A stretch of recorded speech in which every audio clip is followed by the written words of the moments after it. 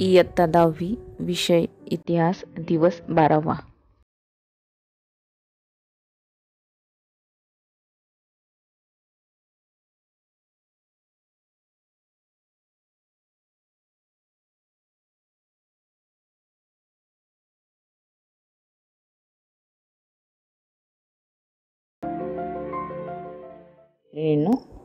आज आपण बघूयात सेतू अभ्यासक्रम इयत्ता 10वी, विषय सामाजिक शास्त्रे, इतिहास व राज्यशास्त्र, दिवस 12वा. क्षेत्र आणि प्रकरणाचे नाव. भारतीय लोकशाही समोरील आव्हाने, राज्यशास्त्राचे हे प्रकरण आहे. इयत्ता 10वीतील निष्पत्ती, अध्ययन निष्पत्ती. विविध आव्हानांचे वस्तुनिष्ठ स्वरूप स्पष्ट करता येणे, म्हणजे 10वीमध्ये तुमची अध्ययन निष्पत्ती अपेक्षित आहे. अंतर्गत आव्हानांना तोंड कसे देता येते याचे विवेचन करता येणे. त्यानंतर इयत्ता 9वी प्रकरण इतिहासाचं आहे. भारतापुढील अंतर्गत आव्हाने. 9वी आणि 10वी साठी सेतू बांधणी आहे. अध्ययन निष्पत्ती 9वीची आहे. भारतासमोरील अंतर्गत आव्हानांचा चिकित्सक अभ्यास करता येणे. यासाठी आपल्याला काही बाबी आठवूयात. तर प्रश्न बघा. स्वातंत्र्यपूर्व काळात भारतासमोर कोणकोणती आव्हाने होती? उत्तर. स्वातंत्र्यपूर्व काळात भारतासमोर राजकीय पारतंत्र्य, सरंजामशाही, सामाजिक विषमता, आर्थिक शोषण, तसंच शेतकरी, कामगार, स्त्रिया, दलित यांचे शोषण अशी अनेक आव्हाने होती. प्रश्न दुसरा आहे. भारतासमोरील व्यक्ती स्वातंत्र्याविषयी कोणती आव्हाने तुम्हाला जाणवतात? तर विद्यार्थी मित्रांनो, या प्रश्नाचं उत्तर मी अशा प्रकारे लिहिलेलं आहे. मला अपेक्षित आहे की तुम्ही तुमच्या शब्दांमध्ये या प्रश्नाचं उत्तर लिहू शकतात. तर सामाजिक दडपण, असहिष्णुता, सुरक्षितता ही भारतासमोरील व्यक्ती स्वातंत्र्याविषयीची आव्हाने आहेत. पुढील प्रश्न आहे. भारतासमोरील विषमतेची आव्हाने कोणती? तर भारतासमोर सामाजिक विषमता, आर्थिक विषमता, प्रादेशिक विषमता अशी विषमतेची आव्हाने आहेत. पुढील प्रश्न आहे. भारतासमोर जनतेच्या शासनातील सहभागाविषयी कोणती आव्हाने आहेत? तर भारतासमोर जनतेच्या सहभागाविषयी मर्यादित मतदान, जनतेचा मर्यादित पुढाकार, सहभागाच्या संधी आणि शासन व्यवहाराचे गुंतागुंतीचे स्वरूप अशा प्रकारे जनतेच्या सहभागाविषयी भारतासमोर आव्हाने आहेत. पुढील प्रश्न आहे. स्वातंत्र्यानंतरच्या काळात भारतासमोर कोणती आव्हाने आहेत? तर स्वातंत्र्यानंतरच्या काळात भारतासमोर अनेक आव्हाने होती.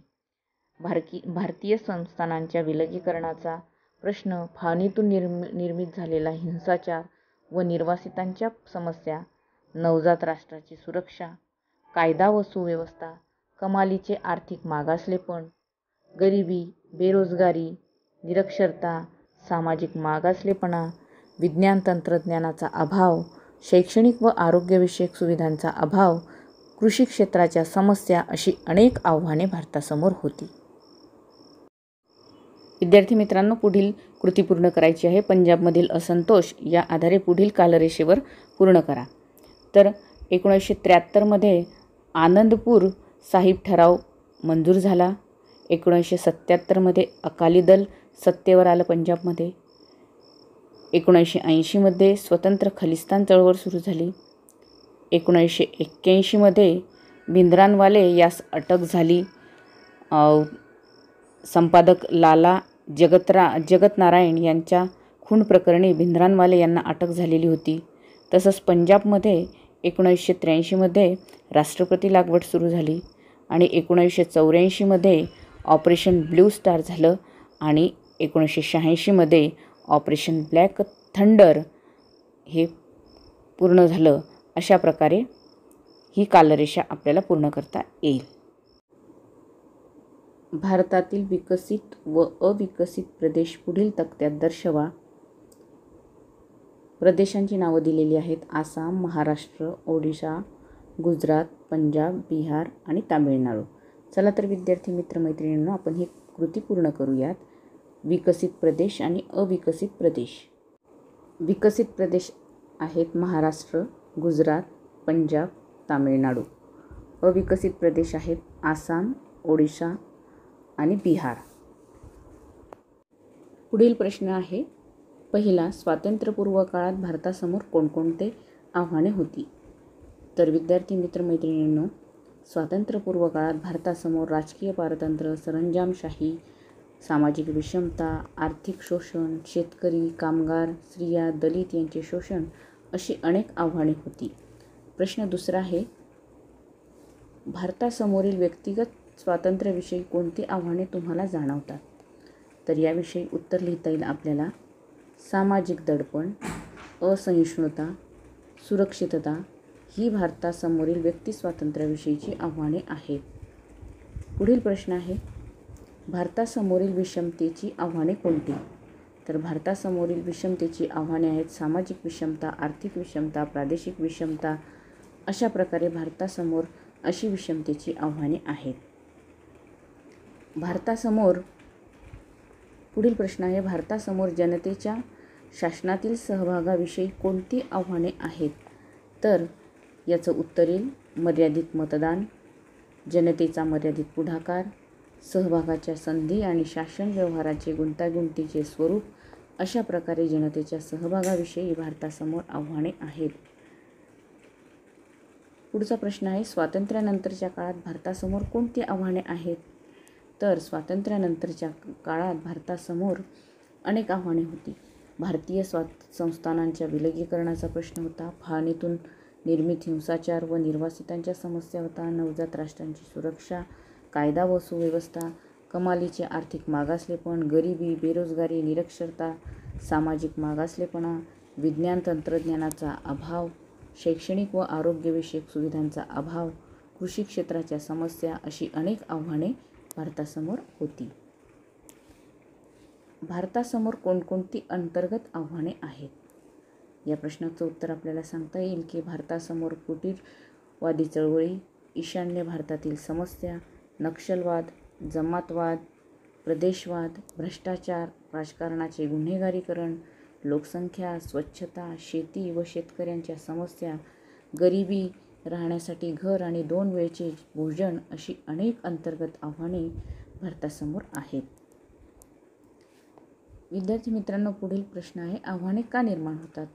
देशात वस्तूंचे उत्पादन, पोषण, निवारा, शिक्षण, आरोग्य, पर्यावरण आणि अगदी मूलभूत मानवी हक्कांचा देखील अभाव असल्यामुळे आव्हाने निर्माण होतात. आव्हाने कोणकोणत्या प्रकारची असू शकतात? तर देशापुढे अंतर्गत व्यक्ती स्वातंत्र्य व जनतेचा सहभाग, विषमता इत्यादी प्रकारची आव्हाने असू शकतात. तसेच परकीय देशांची आव्हानेसुद्धा एखाद्या देशासमोर असू शकतात. आव्हानांचा विकासावर कोणता परिणाम होतो? प्रश्न आहे, आव्हानांचा विकासावर कोणता परिणाम होतो? देशापुढील विविध आव्हानांमुळे देशाची आर्थिक, सामाजिक इत्यादी क्षेत्रातील देशातील विकास हा खुंटतो. आव्हानांचे निराकरण कसे करता येते?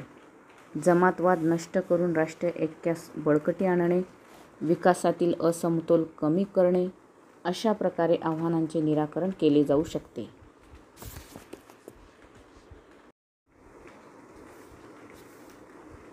प्रश्न 1, नक्षलवाद म्हणजे काय? उत्तर, नक्षलवाद ही भारतातील कडव्या साम्यवादी संघटनांनी चालवलेली सशस्त्र चळवळ आहे. गरीब शेतमजूर आणि आदिवासींच्या दुर्दशेस सरकारचे भांडवलशाही धोरण कारणीभूत असून त्याचा विरोध सशस्त्र क्रांतीच्या मार्गानेच करता येईल ही नक्षलवाद्यांची विचारसरणी आहे. भारतातील नक्षलवादी क्षेत्र कोणती? या प्रश्नाचं उत्तर लिहिता येईल. भारतात नक्षलवादी चळवळीचे सुरुवातीचे प्रमुख केंद्र पश्चिम बंगाल होते. पुढे ती चळवळ आंध्र प्रदेशातील पूर्व गोदावरी, विशाखापट्टणमचा काही भाग, तेलंगणामधील करीमनगर, आदिलाबाद, छत्तीसगडमधील बस्तर, राजनांदगाव, सुकमा, महाराष्ट्रातील गडचिरोली, भंडारा, चंद्रपूरमधील काही भाग, मध्य प्रदेशातील बालाघाट आणि ओडिशातील कारापोट इत्यादी ठिकाणी नक्षलवादी क्षेत्रे आहेत.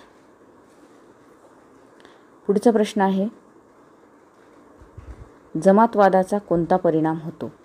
तर विद्यार्थी मित्रांनो, जमातवादाचे समाजावर व देशावर पुढील परिणाम होतात. भिन्न धर्मीयांचा एकमेकांवरचा विश्वास उडून ते एकमेकांकडे संशयाने पाहायला लागतात.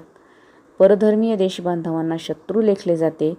एकमेकांच्या सण उत्सवात सहभागी होण्याचे प्रमाण कमी होऊन त्यांच्यात दुरावा निर्माण होतो. धर्मांधता आणि संकुचितपणा निर्माण होऊन समोर सभोवतालच्या घटनांकडे व मानवी कृतीकडे बघण्याची दृष्टी कलुषित होते. नागरिक म्हणून एकत्र येऊन रास्त मागण्यांसाठी हक्कांसाठी एकत्र लढा देणे अशक्य होऊन बसते. अशा वृत्तीमुळे व्यापक राष्ट्रीय हिताचा विसर पडून कुटिलता निर्माण होते. प्रसंगी धार्मिक दंगली होऊन समाजातील शांतता धोक्यात येते. पुढील प्रश्न आहे, प्रदेशवाद म्हणजे काय?